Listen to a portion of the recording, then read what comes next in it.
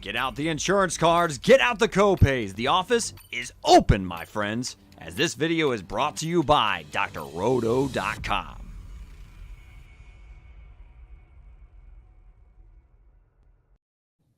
Hey there, everybody. It's Dr. Roto. Get out the insurance cards, get out the copay. The office is open, my friends.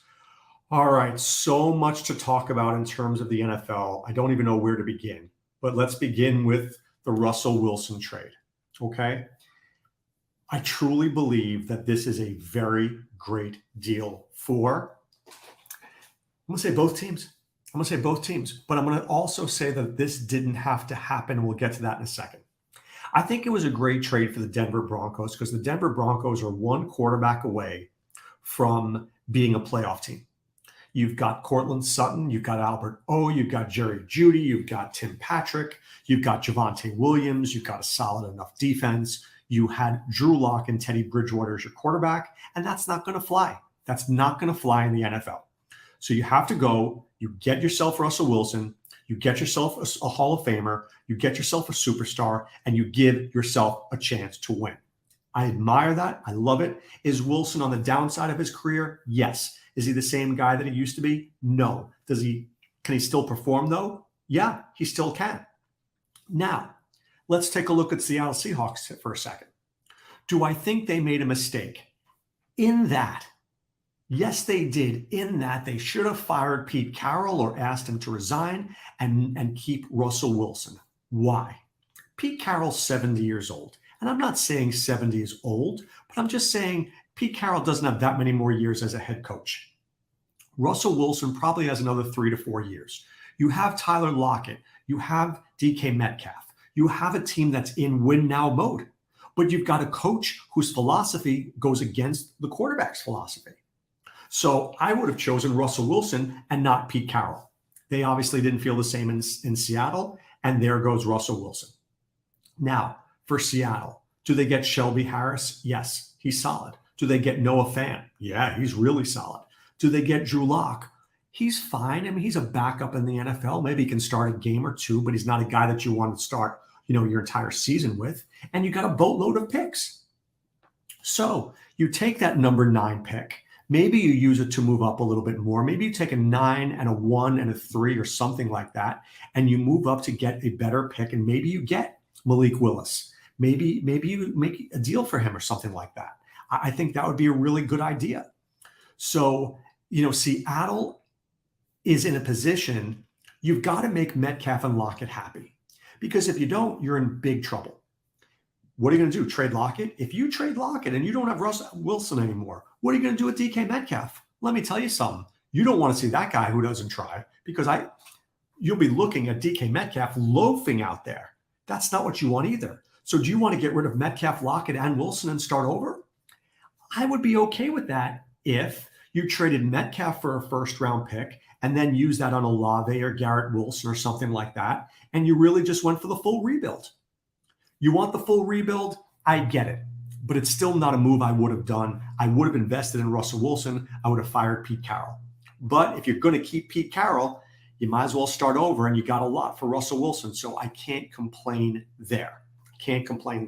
So I will give the higher marks to the Broncos, but I don't hate it for the Seahawks. Okay, let's talk about Aaron Rodgers going back to Green Bay. I've said this before, and I'll say it again. Aaron Rodgers is playing for his legacy at this point. Why would you go to the AFC where you have Mahomes, Josh Allen, Joe Burrow, Justin Herbert, and oh, by the way, Russell Wilson? In the NFC, you've got Daniel Jones, you've got Jalen Hurts, you got Kirk Cousins, you got a bunch of palookas out there. So, Aaron Rodgers should be in a Super Bowl in the next couple of years. It's either him or Matthew Stafford. So, you come back with Devontae Adams. You've got A.J. Dillon and Aaron Jones. They go get him another receiver, which he certainly needs because Valdez-Scantling's just not good enough. And, you're really maybe 1 or 2 games away from a Super Bowl every year. It's a good move. Now, the Packers want him because he's Aaron Rodgers. He's a Hall of Famer. He's a terrific player. And you're going to hitch your wagon to him. And, of course, that if Rodgers was gone, you're going to lose Devontae Adams too. So what do you lose? Jordan Love? Come on, that was a terrible pick. It was a terrible idea when you did it. It's a terrible idea now. It's never gotten better, right? It's never gotten better. Now, would I trade Jordan Love to, let's say, the Seahawks? Sure. If I'm the Seahawks and I have Jordan Love and I have Drew Lock, I could see what I have there. But of course, the Packers aren't going to do that. They're just not going to like go in on the 5th year for Jordan Love because he's not worth the money. He's just not that great a player. So, like what the Packers did, Aaron Rodgers is going to get paid. That's what he does. That's what players like that do. They get paid. I absolutely and unequivocally hated the move by the Washington Commanders today. Carson Wentz is not good. When you need to go to Jacksonville to beat the Jaguars on the road to make the playoffs, and you can't win that game, and moreover, you look badly doing it, that's not a guy that I want to bring in.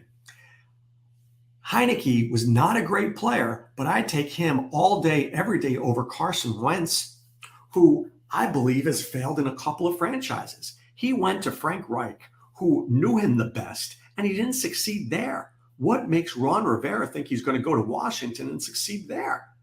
I mean, this is just desperation. Now, good on the Colts. The Colts didn't want Wentz. The Colts will go find somebody in free agency. Maybe they'll find Mitch Trubisky or Marcus Mariota or somebody like that, Ryan Fitzpatrick.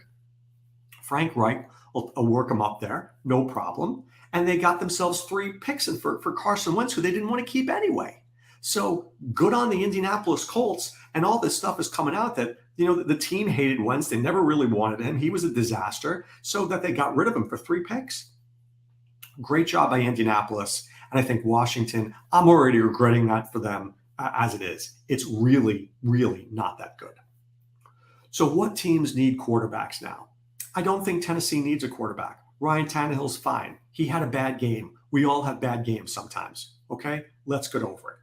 Washington gets their quarterback. Denver gets their quarterback. Green Bay gets their quarterback. The Steelers do not. They don't want Deshaun Watson because that's not a Steeler thing to do. Could the Steelers get a Jameis Winston? Maybe. Could they get a Mariota? Maybe. Could they get a Trubisky? Maybe. Could they get a Fitzpatrick? Maybe. Or do you just stay with Mason Rudolph and or Dwayne Haskins? There are good quarterbacks in this draft. I do like Kenny Pickett. I do like Matt Corral. I do like Malik Willis. I think these are talented players who can have success in the NFL. It just might take them some time to get where they need to be, right? Because it doesn't happen overnight. It doesn't happen that quickly. So let me talk about a couple more things. The franchise tags.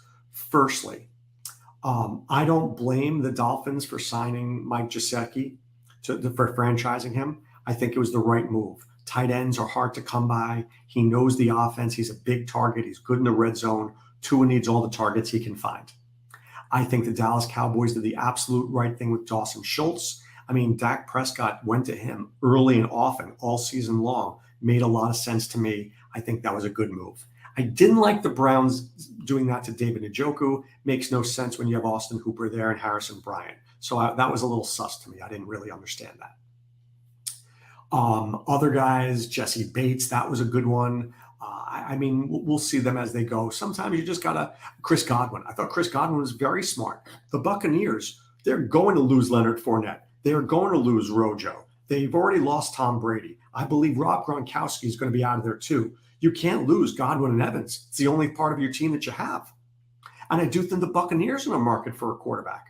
I do. I think that, don't tell me Blaine Gabbert. I'm not buying into the Blaine Gabbert appearance there. I'm absolutely not buying that one bit. Not one bit. I think the problem that we're seeing here is that there aren't a lot of great quarterbacks this year.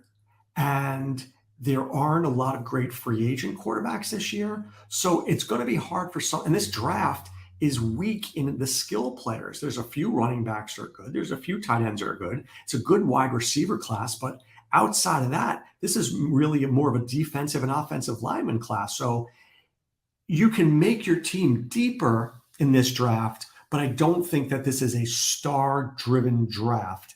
And those teams who are picking in the top 10, I think it's going to be harder for them to make these trades because teams are like, you know what?